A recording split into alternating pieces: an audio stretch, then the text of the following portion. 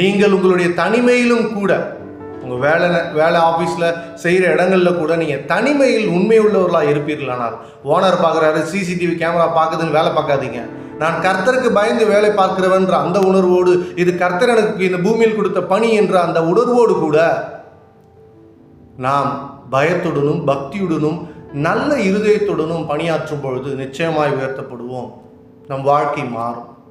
அதை இன்னைக்கு யாரும் பார்க்காம போகலாம், ஓனர் பார்க்காம போகலாம், ஸ்டாஃபுங்க பார்க்காம போகலாம், சிசிடிவி கேமரா கூட கவனிக்காமல் போகலாம். ஆனால் தேவன் அதை தன் உள்ளத்திலிருந்து பார்க்கிறவராக இருக்கிறார். நான் சிரிச்ச முகத்தோடு ஒரு நன்மை செய்கிறதுனால நான் நல்லவன் இல்லை, நான் எதை உள்ளாழ சிந்தனையில் வைத்துக்கொண்டு அந்த நன்மையை செய்ய முயல்கிறேன் என்பதை தேவன் பார்க்கிறார். என்னுடைய வெளியரங்கமான நற்செயல்களால் தேவன் குஷியாகிறது கிடையாது. என்னுடைய இருதயத்தின் நினைவுகளை அவர் பார்க்கிறவராக இருக்கிறார். மனுஷனோ முகத்தை பார்க்கிறான், கர்த்தரோ இருதயத்தை பார்க்கிறார். எனவே உங்களுடைய வாழ்க்கையில் ஏற்பட்ட எல்லா விதமான தனிமையின் அழுத்தத்தின் சூழ்நிலையிலும் உண்மை உள்ளவர்களாக இருங்கள்.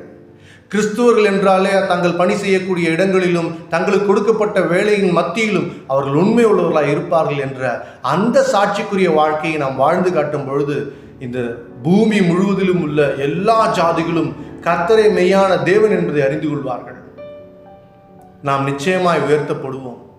இந்த காலை பொழுதில் இது ஒரு மோட்டிவேஷன் ஸ்பீச் இல்லை, இது சத்திய வார்த்தைகள்.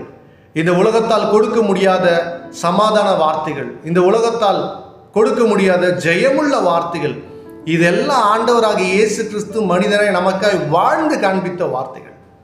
அந்த வார்த்தையை தான் நான் உங்ககிட்ட ஷேர் பண்ணுறேன். எனவே கர்த்தரை எப்பொழுதும் நம்புங்கள்.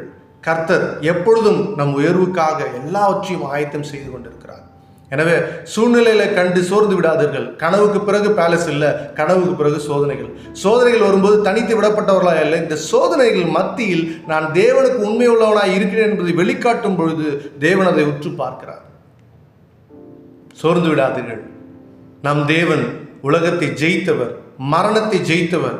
இந்த உலகத்தால் முடியாத காரியங்கள் எல்லாவற்றையும் செய்து முடித்து வெற்றி சிறந்த தேவன் அவர்.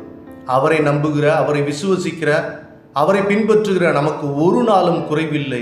இந்த நாளின் சூழ்நிலையை பார்த்துவிட்டு எதிர்காலத்தை முடிவு செய்து விடாதீர்கள். தேவன் உண்மை உள்ளவர். எதிர்காலத்தில் நீங்கள் இன்னும் செழிப்பாய், இன்னும் உயர்வீர்கள், இன்னும் வளர்வீர்கள். அதற்கு நானும் கிறிஸ்துவனுடைய சாட்சியாக இருக்கிறேன் என நம்புகிறேன். கர்த்தர் நல்லவர், அவர் கிருபை என்றும் உள்ளது. நாம் கிறிஸ்துவுக்காய் உண்மை உள்ளவர்களாய் இருப்போம். கிறிஸ்துவுக்கு பயந்து வாழ்வோம். கிறிஸ்துவுக்கு கீழ்ப்படிந்து வாழ்வோம். நிச்சயமாய் உலகத்தை ஜெயிப்போம். கர்த்தருடைய நாமம் மாத்திரம் உயர்த்தப்படுவதாக. ஆமென்.